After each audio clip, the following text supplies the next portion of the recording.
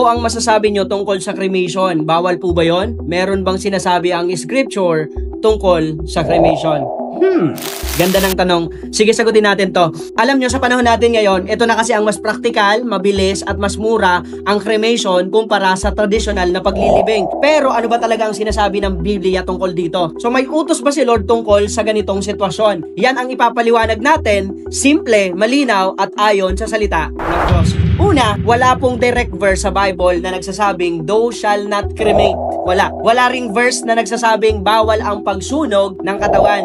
Sa panahon ng Israel, tradisyon nila ang paglilibing. Kaya yun ang madalas nating nababasa. But tradition is not a command. Hindi lahat ng magawa ng Israelita ay utos. Minsan, cultural practice lang. At tandaan, ang Diyos ay mas concerned sa kalagayan ng kaluluwa mo, hindi sa proseso ng katawan pagkatapos ng kamatayan. Ang mahalaga sa Biblia ay ito, kung tayo ay na kay Kristo, kahit saan ilagay ang katawan natin, lupa, dagat, abo, babangon tayo sa muling pagkabuhay. 1 Corinthians 15 verse 52, the dead will be raised incorruptible. Ibig sabihin, ang Diyos kayang buhayin ang isang katawan kahit pulbos na, kahit naging abo na, at kahit dinaanan pa ng apoy. Kaya tinatanong ng mga Christian noon, papaano yung mga nalunod? Papaano yung nakain ng hayop? Papaano yung naging abo? Ang sagot ni Pablo ay ito, ang Diyos ang lumikha mula sa alikabok, kaya kaya niyang ibalik kahit naghari man ang apoy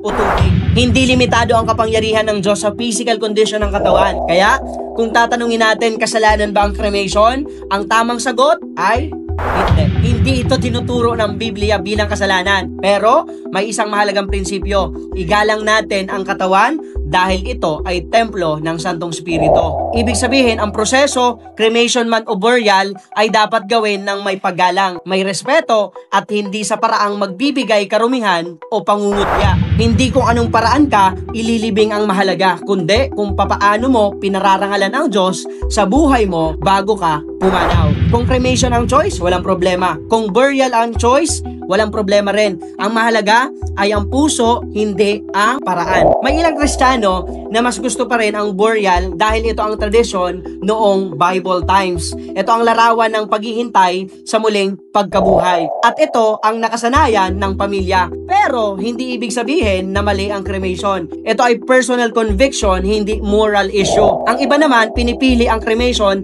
dahil mas praktikal sa gastos. Mas mabilis ang proseso, mas convenient sa pamilya. At walang verse na nagbabawal tungkol dito. Parehong valid at parehong acceptable. Kapatid, tandaan mo ito, hindi nakabase sa paraan ng paglilibing ang kaligtasan ng isang tao, cremation man o burial. Ang mahalaga ay nabuhay ka para kay Kristo. Naniniwala ka kay Kristo at si Kristo ang Panginoon ng buhay mo.